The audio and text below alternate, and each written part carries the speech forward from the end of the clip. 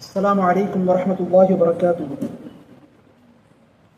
الحمد لله رب العالمين والصلاة والسلام على رسوله الكريم وعلى آله وصحبه أجمعين ومن تبعهم بإحسان إلى يوم الدين أما بعد. மிக்க அல்லாஹ்வின் நல்லடியார்களே, சத்தம் கிளியரா இருக்குல்ல? ஓகே, அல்ஹம்துலில்லாஹ். மிக்க அல்லாஹ்வின் நல்லடியார்களே, தமிழகத்தில் கடந்த 30 ஆண்டுகளுக்கு மேலாக இருக்கக்கூடிய ஒரு பெரிய பிரச்சனை, பிறை பிரச்சனை. அதை குறித்து சில தெளிவுகளும் மார்க்கம் சொல்லக்கூடிய வழிகாட்டுதலும் அதனை அணுகக்கூடிய சரியான முறை என்ன என்பதை குறித்தும் இன்ஷா அல்லாஹ் இந்த அமர்வில் நாம் பார்க்க இருக்கிறோம். நாம் சொல்லக்கூடிய விஷயத்தில் சரியான தெளிவையும் ஆதாரங்களை சரியான முறையில் சொல்லும்போது புரிந்து கொள்ளக்கூடிய அந்த அம்சத்தையும் அல்லாஹ் நம்ம எல்லாருக்கும் தரணும். மிக்க அல்லாஹ்வின் நல்லடியார்களே, நான் முதல்ல இந்த பிறை விஷயமா சில முக்கியமான அம்சங்களை உங்களுக்கு நான் தெரியப்படுத்திடுறேன். முதலாவது விஷயம், பிறை விஷயம் என்பது ஒரு இஜ்திஹாத் சார்ந்த விஷயம். சரி, இப்போ ஒரு கேள்வி நமக்கு வருது, இஜ்திஹாத் சார்ந்த விஷயம் என்றால் என்ன அப்படின்னு. இஜ்திஹாத் சார்ந்த விஷயம் என்று சொன்னால் என்னவென்றால், மார்க்கத்தில் சில ஆதாரங்களை பார்த்தீங்கன்னா அந்த ஆதாரங்கள் தெளிவாக இருக்கும். இப்போ ஒரு நாளைக்கு 5 வேளை தொழுகை கடமை என்பதெல்லாம் யாருக்கும் இவங்களுக்கு ஒரு கருத்து அவங்களுக்கு ஒரு கருத்துலாம் கிடையாது. தெளிவாக ஆதாரம் இருக்கு, 5 வேளை தொழுகை கடமை. மார்க்கத்தினுடைய அடிப்படையான கடமைகள் 5 தான். ரசூலுல்லாஹ் சொல்லியிருக்காங்க, புனிய இஸ்லாம் அலா ஹம்ஸ். இந்த மாதிரி தெளிவாக மார்க்கத்தில் சில ஆதாரங்கள் இருக்கும். இப்போ நோன்பு ரமலான் மாதத்தில் கடமை, இதில் யாருக்கும் மாற்று கருத்துலாம் இருக்காது. கடமையா சுன்னத்தா கடமை இல்லையா அப்படின்றதுலாம் யாருக்கும் மாற்று கருத்து இல்லை, அது கடமை தான் அப்படின்னு. அப்போ நஸ் தெளிவா இருக்கும், ஆதாரம் தெளிவாக இருக்கும். இதைத்தான் சொல்லுவாங்க தெளிவான நஸ்ஸுடைய விஷயங்கள் அப்படின்னு சொல்லுவாங்க. அடுத்து மார்க்கத்தில் அல்லாஹ் சில ஆதாரங்களை எப்படி நமக்கு கொடுத்துருக்கிறான்னு சொன்னா, அந்த ஆதாரங்களை நம்ம பார்க்கும்போது அதை அணுகக்கூடியவங்களுடைய புரிதலுக்கு ஏற்றவாறு சில விஷயங்கள் ஒன்றுக்கும் மேற்பட்ட முறையில் விளங்குறதுக்கும் பொருள் கொள்றதுக்கும் இடமளிக்கும். அதைத்தான் இஜ்திஹாதுன்னு சொல்லுவாங்க. இஜ்திஹாதுன்னு சொன்னா தெளிவான நஸ் இருக்காது, நஸ் இருக்கும் ஆனா தெளிவு இருக்காது. அதுல என்ன செய்ய முடியும், ஒன்றுக்கு மேற்பட்ட கருத்தை நாம இடம் கொள்றதுக்கு அதுல இடம் இருக்கும். அதைத்தான் இஜ்திஹாதுன்னு சொல்லுவோம். உதாரணத்துக்கு இதுக்கு நீங்க பாத்தீங்கன்னா, நபிகள் நாயகம் சாசனுடைய காலத்தில் ஹந்தக் போர் நடக்குது. அப்ப அந்த போர் முடியும் போது ரசூலா என்ன சொல்றாங்கன்னா, நீங்க எல்லாம் பனு குறைதால போய் அசர் தொழுவுங்கன்னாங்க. அப்ப சஹாபாக்கள் என்ன பண்றாங்க, சிலர் போற வழியிலேயே அசருடைய வக்து முடிகிற மாதிரி இருக்கு, அவங்க வழியிலேயே தொழுதுடுறாங்க. ஏன்னா அவங்க புரிஞ்சுக்கிட்டது என்னன்னா, ரசூலுல்லாஹ் சொன்ன நோக்கம் என்ன, பனு குறைதால போய் தொழுவுங்கன்னா அது போய் அங்க தொழுன்னு அர்த்தம் இல்லை, சீக்கிரம் அங்க போய் அங்க போய் தொழுதுக்குங்க அசர் அப்படின்னு அர்த்தம். அப்ப அதுக்குள்ள நம்ம போக முடியலன்னு சொன்னா நமக்கு அசருடைய வக்து முடியறதுக்கு முன்னாடியே தொழுணுன்றதை விளங்கி என்ன செஞ்சுட்டாங்க, தொழுதுட்டாங்க. இன்னொரு சாரார் என்ன செய்தாங்கன்னா, அவர்கள் பனு குறைதால தான் போய் தொழுதாங்க, வக்து முடிஞ்சிடுச்சு, அசருடைய வக்து முடிஞ்சிடுச்சு, அங்கதான் போய் தொழுதாங்க. அவங்க எப்படி அதை அணுகுனாங்கன்னா, ரசூலுல்லாஹ் தொழுவ சொன்னது எங்க, பனு குறைதால, அது அசர், அதான் அங்க தொழுதான் சொன்னாங்க, அதனால வக்து முடிஞ்சாலும் அங்கதான் போய் தொழுவோம், போய் தொழுதாங்க. இந்த விஷயம் ரசூலுல்லாஹ்ட்ட வரும்போது ரசூலுல்லாஹ் என்ன செய்யல, நீங்க செஞ்சது சரி அவங்க செஞ்சது தப்பு அப்படின்ற மாதிரி சொல்ல, ரெண்டுத்தையும் கேட்டு அமைதியா இருந்துட்டாங்க. அப்ப மார்க்கத்துல இதைத்தான் சொல்றோம், ஒரு விஷயத்தை புரிந்து கொள்ளக்கூடிய விதத்தில் அல்லாஹ் தஆலா எல்லாருக்கும் ஒரே மாதிரி புரிதலை வைக்கல. சில விஷயங்களை ஒருத்தவங்க என்ன செய்வாங்க, புரிதறது ஒரு மாதிரி புரிவாங்க, இன்னொருத்தவங்க வேற மாதிரி புரிவாங்க. அதைத்தான் நாம இஜ்திஹாத் அப்படின்னு சொல்றோம், புரிவதில் வரக்கூடிய விஷயங்கள். இது நம்ம பாமரர்களுக்கு உட்பட்டது இல்லை, அறிஞர்களோடு பேசுறோம். அதை ஏற்றுக்கொண்டு பாமரர்கள் என்ன செய்வாங்க, அதை ஏதேனும் ஒரு கருத்தை செயல்படுத்திட்டு போவாங்க. இதுக்கு பேர் தான் இஜ்திஹாத் என்பதை நாம விளங்கணும். இப்போ பிறை விஷயத்தை பொறுத்த வரைக்கும் நீங்க பாத்தீங்கன்னா தெளிவா சர்வதேச பிறைதான் அல்லது ஊர் பிறைதான் சரி அப்படின்றது 100% நம்ம சொல்ல முடியாது. ஆதாரங்கள் ரெண்டுத்துக்குமே இடம் அளிக்குது. உதாரணத்துக்கு பாத்தீங்கன்னா அல்லாஹ் குர்ஆன்ல சொல்றான், பமன் ஷஹீத மின்கும் ஷஹர ஃபல்யஸும், யார் ஒருவர் உங்கள் அந்த ரமலான் மாதத்தை அடைகிறாரோ அவர் நோன்பு நோற்று கொள்ளட்டும் என்று அல்லாஹ் கட்டளையா சொல்றோம். இப்ப ரமலான் மாதத்தை அடைகிறதுனா எப்படி? சிலர் அடைஞ்சிருப்பாங்க, உலகத்தில் உள்ள பகுதியில் சில பேர் அடைஞ்சிருப்பாங்க, சில பேர் அடையாம இருப்பாங்க. இப்ப அடையாத மக்கள் என்ன செய்வாங்க? அடைந்த மக்கள் நோன்பு வைப்பாங்க, அடையாத மக்கள் நோன்பை பிறகு அவங்க எப்ப அடைகிறாங்களோ அப்ப வைத்துக் கொள்வாங்க. இந்த ஆயத்தை வைத்து என்ன விளக்கம் அளிக்கிறாங்க? இந்த வசனத்துல 2 விதமா பொருள் கொள்ள முடியும். ஒன்று, அல்லாஹ் சொல்றான் யார் அந்த மாதத்தை அடைகிறாங்களோ, அப்ப அடைகிறவங்க நோன்பு வைப்பாங்க, அந்த மாதத்தை அடையாத பகுதியினர் எப்ப அதுல அடைகிறாங்களோ அவங்க அப்பதான் நோன்பு வைப்பாங்க. அப்ப இது ஊர் பிறைக்கு ஆதாரம்ன்றாங்க. ஊர் பிறைனா நாட்டு பிறைனா பகுதி பிறை. 2வது சாரார் என்ன சொல்றாங்க? இல்ல, அல்லாஹ் உங்கள யார் அந்த மாதத்தை அடைகிறாரோ அவர் நோன்பு நோற்று கொள்ளட்டும்ன்றான். ஆகவே ஒரு பகுதியில் அடைஞ்சிட்டா மற்றவங்க என்ன செய்வாங்க? அதை ஏற்றுக்கொண்டு அவங்களும் அதை நடைமுறைப்படுத்துவாங்க அப்படின்றது என்ன செய்யறாங்க? தெரியப்படுத்துறாங்க. எல்லாரும் அடையணுன்றது இல்ல, ஒரு பகுதியில் அடைஞ்சிட்டா அவங்கள்ட்ட இருந்து மற்றவங்களுக்கு கருத்து போனா அவங்க என்ன செய்யலாம்? அதை எடுத்துக்கொள்ளலாம் அப்படின்ற மாதிரி விஷயத்த தெரியப்படுத்துறாங்க. அப்போ இந்த ஆதாரத்தை விளங்குறதுல இவ்வாறு 2 விதமான கருத்துக்களுக்கும் இந்த வசனம் இடமளிக்குது. அதான் ரசூலுடைய ஹதீஸ்லயும் பார்க்கிறோம், சூமு லிருயதி வஅஃப்திரு லிருயதி, நீங்கள் பிறை பார்த்து நோன்பு வைங்கள், பிறை பார்த்து நோன்பு விடுங்கன்னாங்க. ஊர் பிறையை ஆதாரமா எடுக்கிறவங்க எதாவது ஆதாரமா சொல்றாங்க. பாருங்க, ரசூல்லா பார்க்க சொன்னாங்க, அப்ப நம்ம பகுதியில பார்த்தா தான் வைப்போம்னாங்க. 2வது சாரார சொல்றாங்க சர்வதேச பிறை உள்ளவங்க, இல்ல ரசூசாசம் பிறை பார்த்து நோன்பு வைங்க, பிறை பார்த்து நோன்பு விடுங்கன்னாலும் ஒரு சாரார் பார்த்துட்டா மற்றவங்க மீது அந்த கடமை ஏற்பட்டுரும், அவங்களும் அதை என்ன செய்யலாம்? செயல்படுத்தலான்றாங்க. அப்போ 2 விதமாகவும் பொருள் கொள்றதுக்கு இந்த ஆதாரங்கள் அனுமதி அளிக்குது. எனவே இது ஒரு இஸ்திஹாத் விஷயம் என்பதை நாம விளங்கிக் கொள்ள வேண்டும். யார் இதை எடுத்துக்கிறாங்களோ 100% என்னுடைய இதுதான் இது பண்ண முடியாது. ஏதாவது ஒரு கருத்து தான் சரி, அவங்களுடைய ஆய்வுக்கு உட்பட்டு அவங்களுக்கு கருத்து சரியும் செயல்படுத்திட்டு போலாம். எதிர்த்த கருத்துல உள்ளவங்க என்ன செய்ய முடியாது? நம்ம தவறுன்னு சுட்டி காட்ட முடியாது. இது பொதுவாக இஸ்திஹா சார்ந்த விஷயங்களுக்குள்ள சட்டம். சரி, அடுத்து வாங்க. பிறை விஷயம் இஸ்திஹாத்.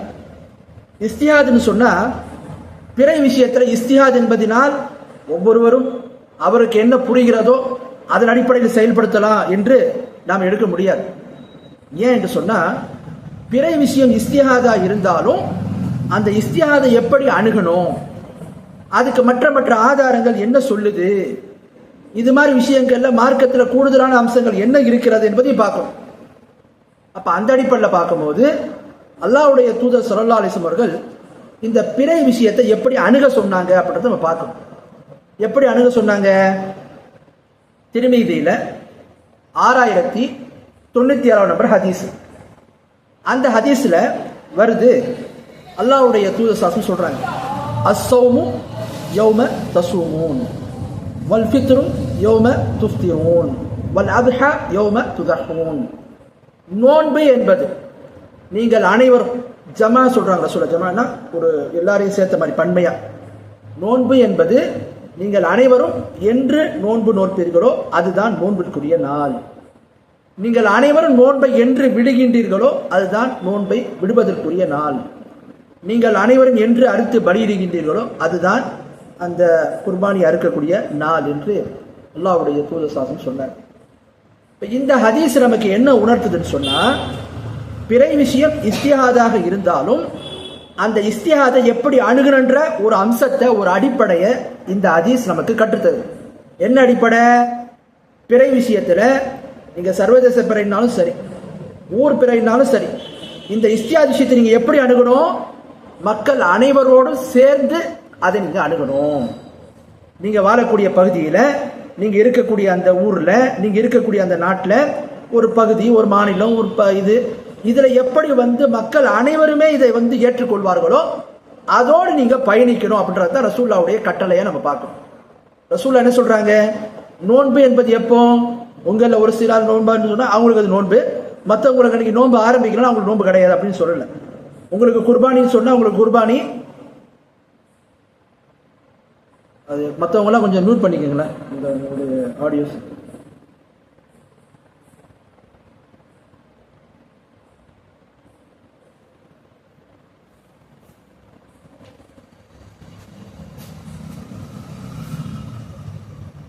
நம்ம அதில் தெரியப்படுத்தணும். நபிசாசம் என்ன சொல்றாங்க, நோன்பை பொறுத்த வரைக்கும் அது இஸ்தியா சார்ந்த விஷயமா இருந்தாலும், பெருநாள் இஸ்தியா சார்ந்த விஷயமா இருந்தாலும், பிற இஸ்தியா சார்ந்த விஷயமா இருந்தாலும், அதை எப்படி அணுகணுன்றதை ரசூலுல்லாஹ்வுடைய வழிகாட்டுதல் என்ன இருக்குது, நீங்கள் அனைவருமே எந்த நாள் நோன்புட்டீங்களோ அதுதான் நோன்பு.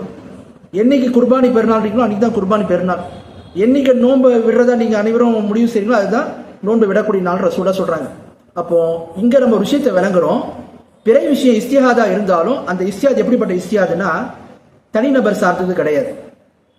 பிறை என்பது இஸ்திஹாத் சார்ந்த விஷயமா இருந்தாலும் அது தனிநபர் சார்ந்தது கிடையாது. அது கூட்டமைப்பாக செயல்படுத்தக்கூடிய ஒரு அம்சம்.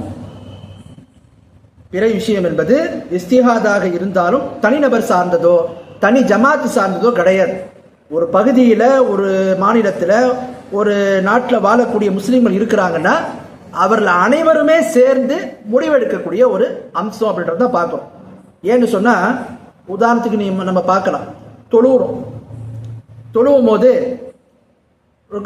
சஜ்தாவுக்கு போகும்போது முதல்ல ருக்குவை முதல்ல கையை பூமியில ஊனணுமா அல்லது காலில் முட்டியை ஊனணுமா அப்படின்றதுல ரெண்டு விதமான கருத்து இருக்கு. ரசூலுல்லாஹ் ஒட்டகம் உட்காரது போன்று உட்கார வேண்டாம் நாங்கள். இப்போ ஒட்டகம் முதல்ல கையை வைக்குமா காலை வைக்குமான்றதுல கருத்து வேறுபாடு இருக்கு. ஒரு பள்ளியில் தொழுகிறார் ஒருத்தர் கையை முதல்ல வச்சாரு சஜ்தாவுக்கு போகும்போது, பக்கத்தில் உள்ளவர் முதல்ல முட்டு தூக்கி வைக்கிறார். இது இஸ்தியா சார்ந்த விஷயம். இதை செய்யறதுனால அவங்களுக்குள்ள பகைமையோ அவங்களுக்குள்ள பிரிவினையோ அல்லது வேற எந்த விதமான பிரச்சனையும் அவங்களுக்குள்ள ஏற்பட போறது கிடையாது. அவங்க பாட்டு தொழுதுட்டு போவாங்க. ஆனால் பிற விஷயம் இஸ்திஹாத் இருந்தால் அப்படிப்பட்ட விஷயம் இல்லை. இது தனிநபர் சார்ந்ததோ தனி அமைப்பு சார்ந்ததோ கிடையாது. இது ஒரு பகுதியில் வாழக்கூடிய ஒட்டுமொத்த முஸ்லீம்களோடு சம்பந்தப்பட்ட ஒரு விஷயம். அப்ப இத ரசூலுல்லாஹ்வுடைய வழிமுறை என்ன, முஸ்லீம்கள் அனைவருமே அந்த பகுதியில் என்ன செய்யணும், அவங்க ஒரே முறையில போகணுன்றது தான் ரசூலுல்லாஹ் நமக்கு காட்டி தரக்கூடிய சுன்னா அப்படின்றத பார்க்கணும். பிற விஷயம் இஸ்திஹாதா இருந்தாலும் அந்த இஸ்திஹாதை நம்ம விருப்பப்படிலாம் செயல்படுத்த முடியாது. ரசூலுல்லாஹ் எப்படி வழிமுறையை காட்டி தந்திருக்காங்களோ அந்த முறையில செய்யணும். இப்போ ரசூலுல்லாஹ்வுடைய கட்டளை என்ன, நீங்க அனைவருமே ஒருமித்து தான் போகணும், ஒற்றுமையா தான் இந்த பெருநாளை கொண்டாடணும், ஒற்றுமையா தான் நோன்பு ஆரம்பிக்கணும் என்று ரசூலுல்லாஹ்வுடைய கட்டளையை நாம பார்க்கிறோம். எனவே இதுல தனிநபர் என்பவர் அல்லது ஒரு தனி அமைப்பு என்பது அதிகாரம் செலுத்த முடியாது.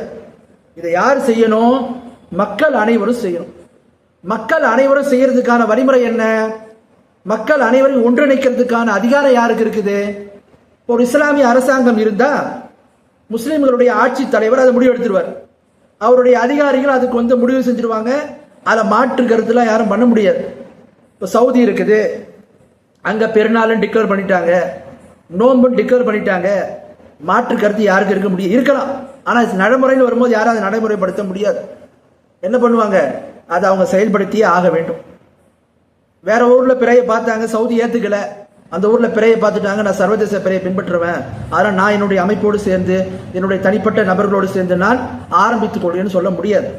அப்போ பிறை விஷயத்தை பொறுத்த வரைக்கும் பார்த்தீங்கன்னு சொன்னா, அதிகாரம் ஒன்று முடிவெடுக்குதுன்னு சொன்னா அந்த அதிகாரம் தான் முடிவெடுக்க முடியும். அதனால தான் ரசூலுல்லாஹ் காலத்துல பிறை பார்த்தவங்க ஒவ்வொரு வீட்டு கதவை தட்டி, நாங்க பிறையை பார்த்து விட்டோம், நீங்கள் நோன்பை வைத்து விடுங்கள், நாங்கள் பிறையை பார்த்து விட்டோம், நீங்கள் நோன்பை விட்டு விடுங்கன்னு சொல்ல மாட்டாங்க. மாறாக ரசூலுல்லாஹ் தான் எத்தி வைப்பாங்க. ரசூலுல்லாஹ் தான் என்ன பண்ணுவாங்க, மக்களுக்கு அறிவிப்பு செய்வாங்க. பிறை தோன்றி விட்டது, நோன்பு ஆரம்பிப்போம், நோன்பை விடுவோம், பெருநாளை கொண்டாடுவோம் என்று ரசூலுல்லாஹ் தான் அறிவிப்பு செய்வாங்க. இப்படித்தான் காலங்காலமாக இருக்குதுன்றதை பார்க்கணும். அப்ப முஸ்லிம் நாடுகள் இன்ன வரைக்கும் இது பிரச்சனை இல்லை, ஆட்சியாளர் அறிவிச்சுட்டு போயிடுறாரு. சரி, முஸ்லிம் அல்லாத நாடுகள்ல, இப்ப நம்ம வாழக்கூடிய நாட்டுல இதை நாம எப்படி அணுகணும் அப்படின்றதுதான் முக்கியம். சரி, இப்ப முஸ்லிம் அல்லாத நாட்டுல இருக்கக்கூடிய காதிகள் சிஸ்டம் இருக்குது. இப்ப நம்ம தமிழ்நாட்டுக்கு ஒரு காதி இருக்காங்க, மற்ற மாநிலங்களுக்கு ஒரு காதி இருக்கிறாங்க. அவங்க லிமிட்டுக்குள்ள அவங்க அறிவிப்பு செய்யறாங்க. இப்ப இவங்களுக்கு நாம கட்டுப்படணுமா என்று பாத்தீங்கன்னா, இவங்க யாரும் இஸ்லாமிய ஆட்சியாளர்கள் கிடையாது. தனிப்பட்ட அமைப்பினுடைய அமீராக இருக்கட்டும், நம்ம ஒரு பள்ளியில தொழுகிறோம், அங்க ஒரு ஜமாத் இருக்கு, அந்த ஜமாத்தை நம்ம கலந்து தொழுதுட்டு போறோம்னு இருக்கிறோம். அவங்க இருக்கக்கூடிய பள்ளியினுடைய நிர்வாகியோ அல்லது தலைவரோ இவங்க நமக்கு அமீரா, ஒரு விஷயத்தை நமக்கு மாற்றமா நடந்துட்டா நம்ம ஜமாத்தை உடைச்சிட்டோம்னு அர்த்தமா, அல்லது நம்ம அவங்களுக்கு மாற்றமான ஒரு நிலைப்பாட்டில் இருந்தோம்னு சொன்னா மார்க் அடிப்படையில் இவர் அமீருக்கு மாற்றமான நிலைப்பாட்டுக்கு போயிட்டாருன்னு சொல்ல முடியுமானா முடியாது. மார்க்கத்துல இந்த அமீருக்கு கட்டுப்படுவது, அதுக்கு மாற்றமா போறது என்பது ஹுரூஜ், அதாவது இதை விட்டு வெளியேறி செல்வது, அணியை விட்டு வெளியேறி செல்வது, ஹவாரிஜுடைய போக்கு என்பதெல்லாம் யாருக்கு பொருந்தும், இஸ்லாம் சொல்லக்கூடிய அந்த ஹிலாஃபத்துக்கு, இஸ்லாம் சொல்லக்கூடிய பெரிய தலைமைத்துவம், அல் விலாயத்துல் ஆம்மா, பெரிய அந்த தலைமைத்துவத்துக்கு தான் பொருந்தும். அதை முதல்ல நம்ம மனசுல பதிய வச்சுக்கணும். நடக்குதுங்களா? அப்ப இங்க இருக்கக்கூடிய காதி அல்லது ஊர் ஜமாத்து அல்லது அமைப்பு, இவங்களுக்குள்ள அதிகாரம் என்ன? இவங்களுக்குள்ள அதிகாரம் நன்மை ஏவுறது, தீமை தடுக்கக்கூடிய விஷயங்கள்ல நம்ம இவங்களுக்கு ஆதரவா இருப்போம், அவ்வளவுதான். மற்ற விஷயங்களை இவங்களுக்கு ஒருத்தர் மாற்றமா போயிட்டாருன்னா, ஜமாத்துக்கு மாற்றமா போயிட்டாருன்னு கருத்து வராது. அதை முதல்ல பதிய வைக்கணும். சரி, அப்போ இப்போ காதி இருக்கிறாரு தமிழ்நாட்டில், அவருக்கு நம்ம ஏன் கட்டுப்படணும்னு சொன்னா, கட்டுப்படணும்னு சொல்ற இந்த இடத்துல ஏன், அதுக்கான காரணம் என்ன? ரசூலுல்லாவுடைய சொன்ன நோக்கம் என்ன? ரசூலுல்லா நோன்புக்கும் பெருநாளைக்கும் குர்பானிக்கும் சொன்ன நோக்கம் என்ன? மக்கள் அனைவரும் ஒன்று சேரும். அப்ப அந்த அடிப்படை நிறைவேறதுக்கு என்ன வழி? அதுக்கு ஏதாவது வழி இருக்கணும்ல. அந்த வழியை நம்ம நிறைவேற்றணும்னா அதுக்கு ஏதாவது ஒரு வழி, ஒரு அம்சம் வேண்டும். அப்ப அந்த அடிப்படையில தான் ரசூல்லா சொன்ன அடிப்படையான நோக்கத்தை நிறைவேற்றுவதற்கு இவங்க ஒரு காரணியா இருக்கிறாங்க, அடிப்படையா இல்லை. அடிப்படை என்ன? ஒற்றுமையா கொண்டாடணும். அந்த ஒற்றுமையா கொண்டாடுறதுக்கு இவங்க என்னவா இருக்கிறாங்க? காரணியா இருக்கிறாங்க. இப்ப நம்ம தௌஹீத் அமைப்புகளை நீங்க எடுத்துக்கிட்டீங்கன்னா, ஒரு அமைப்பு இன்னொரு அமைப்பை எடுத்துக்கிட்டாரு. இந்த அமைப்பில் உள்ளவங்க அந்த அமைப்புக்கு என்ன செய்ய மாட்டாங்க? கட்டுப்பட மாட்டாங்க. இப்ப இப்படி ஒரு சூழல்ல எல்லாத்தையும் ஒருங்கிணைச்சு போனோம். இங்க இருக்கக்கூடிய மற்ற காபிர் அரசாங்கமும் நம்மளுடைய விவகாரங்கள்ல தலையிடாம நம்மளை ஒருமித்து போறதுக்கு ஒரு வழியை ஏற்படுத்தணும். அதுக்கான முறை என்ன? இதுதான் முறை. அப்ப இங்க இருக்கக்கூடிய காதிக்கு நாம கட்டுப்படுறோம், அவருடைய அறிவிப்பை எடுக்கிறோம்னா என்ன அர்த்தம்? அவர் அமீருல் முஃமினீன், நமக்கு பெரிய ஒரு தலைவர், அவருக்கு மாறு செய்துட்டா நம்ம மார்க்கத்துக்கு முரணா போயிட்டோம் அப்படின்னு கிடையாது. அது அவருக்கு மட்டுமல்ல, எந்த அமைப்புக்கும் கிடையாது அந்த அதிகாரம். அப்புறம் எது கட்டுப்படுறோம்? இதான் நோக்கம். ரசூல்லா சொன்ன நோக்கம் என்ன? பிறையை எல்லாரும் ஒன்னா எடுத்துக்கிட்டு நோன்பு ஆரம்பிக்கணும், ஒன்னா நோன்பை விடணும், ஒன்னா பெருநாள் கொண்டாடணும். இப்ப இதை நிறைவேற்றத்துக்கு என்ன வழி இருக்கு? இதுதான் வழி. என்ன வழி? இப்ப நாம ஏற்கனவே தௌஹீத் அமைப்புகள்லாம் உருவாகிறதுக்கு முன்னாடியே காலங்காலமா இந்த அறிவிப்புகள் இருந்துட்டு இருக்கு. முஸ்லிம்கள் பரவல தௌஹீத் என்ற சிந்தனையை தாண்டி மற்ற முஸ்லிம்களும் பரவலான முஸ்லிம்களும் அந்த நிலைப்பாட்டில் வந்துட்டாங்கன்னும் போது இப்ப நம்ம என்ன செய்ய முடியாது? தனித்து போறதுன்னா அங்க 2-3 பேரா தான் உருவாகுது. அதுதான் நம்ம நிதர்சனமா நம்ம நடைமுறையில பார்த்துட்டு இருக்கிறோம். அப்ப அப்படி ஒரு நிலை வரக்கூடாதுன்னா அதுக்கான வழிதான் என்ன? இவ்வாறு அதிகாரம் அவங்ககிட்ட இருக்கிறதுனால அதை நம்ம ஏற்றுக்கொண்டு செயல்படுத்தினா நமக்குள்ள எந்த ஒரு பிரிவினையும் பெருநாள் இதுலையும் வராது. ஏன்னா இஸ்லாத்துல நோன்பு, பெருநாள், ஹஜ் இது எல்லாமே பார்த்தீங்கன்னா அதுக்கான அடிப்படை என்ன? மக்கள் அனைவரும் இந்த சந்தோஷமான ஈத் என்பது ஒரு ஷாயர், ஒரு அடையாளம். இந்த அடையாளத்தை எல்லாரும் ஒன்னா கொண்டாடினா அதுக்கான வழிமுறை ரசூல்லா காட்டி தந்த வழிமுறை என்ன? இப்படித்தான் ஒற்றுமையா சேர முடியும். அதைத்தான் நாம பார்க்கணும். ஆகவே அந்த அடிப்படையில தான் இவ்வாறு நாம இந்த இடங்கள்ல இங்க இருக்கக்கூடிய தலைமைத்துவத்துக்கு நாம கட்டுப்படுறோம்னா அது அமீர் என்ற அடிப்படையில் இல்லை, ரசூல்லா சொன்ன அடிப்படை நிறைவேறதுக்கு ஒரு வழி. எப்படி இயக்கத்தில் ஒருத்தர் அமீர்னு சொன்ன நன்மையான விஷயங்கள் நம்ம அவருக்கு கட்டுப்படுறோமோ அது மாதிரி உள்ள ஒரு விஷயம் தான் இது அப்படின்றத நாம விளங்கிக் கொள்ள வேண்டும். ஆகவே அந்த அடிப்படையில தான் நாம ரசூல்லாவுடைய ஹதீஸையும் பார்க்கிறோம், சஹாபாக்களுடைய நடைமுறையும் பார்க்கிறோம். அப்துல்லா பின் உமர் என்ற சஹாபி சொல்றாங்க, சூமு மஅல் ஜமா அஃப்திரு மஅல் ஜமா, கூட்டமைப்பு ஜமாத்தோடு சேர்ந்து நீங்கள் நோன்பை ஆரம்பியுங்கள், ஜமாத்தோடு சேர்த்து நீங்கள் நோன்பை விடுங்கள். ஜமாத்னா என்ன? ஊர்ல ஒரு பள்ளி இருக்கும், அந்த பள்ளியில் ஒரு ஜமாத் இருக்கு, அது இல்லை. ஒரு பகுதியில் வாழக்கூடிய முஸ்லீம், ஒரு பகுதியாக இப்போ தமிழகம் முழுவதும் ஒரு பகுதி, இங்க வாழக்கூடிய முஸ்லீம்கள் அனைவரும் என்ன ஒரே கருத்துக்கு வந்துட்டா எந்த ஒரு முரண்பாடும் நமக்கு இருக்காது. 30-40 வருஷத்துக்கு முன்னாடி பாத்தீங்கன்னா பெருநாள்லாம் ஒரு சர்ச்சையே இருக்காது. நிம்மதியா பெருநாளை கொண்டாடுவோம், நிம்மதியா நோன்பை நோற்போம். இப்பன்னா நோன்பு ஆரம்பிக்கிறதுக்கு ஒரு வாரத்துக்கு முன்னாடி ஆரம்பிக்கிறது பிறை பிரச்சனை. பெருநாள் வருதுன்னு சொன்னா அதுக்கு ஒரு வாரத்துக்கு முன்னாடி ஆரம்பிச்சிருது பிரச்சனை. இப்ப இந்த மாதிரி என்ன செய்யறோம்? நாம இவ்வாறு சர்ச்சைகள்ல போகாம நம்முடைய இபாதத்துகளை ரசூல்லா சொன்ன அந்த அடிப்படையில ஒற்றுமையாக அமைத்துக் கொள்ள வேண்டும் என்று சொன்னால் அதற்கான வழிமுறை இதுதான். ஆகவே ரசூல்லா சொன்ன இந்த அடிப்படையை நம்ம செயல்படுத்தினாதான் நாம இதுல ஒருமித்த கருத்துக்கு வர முடியும் அப்படின்றத நம்ம பார்க்கிறோம். ஆகவே இந்த பிறை சம்பந்தமா சில அடிப்படையான முக்கியமான சில விஷயங்களை நான் உங்களுக்கு தெரியப்படுத்தினேன். இன்ஷா அல்லாஹ் இதுக்கப்புறம் வேண்டாம் உங்களுக்கு வரக்கூடிய ஒவ்வொரு சந்தேகங்களை நீங்க கேளுங்க. இன்ஷா அல்லாஹ் அது சம்பந்தமான விளக்கங்களை நாம பார்ப்போம்.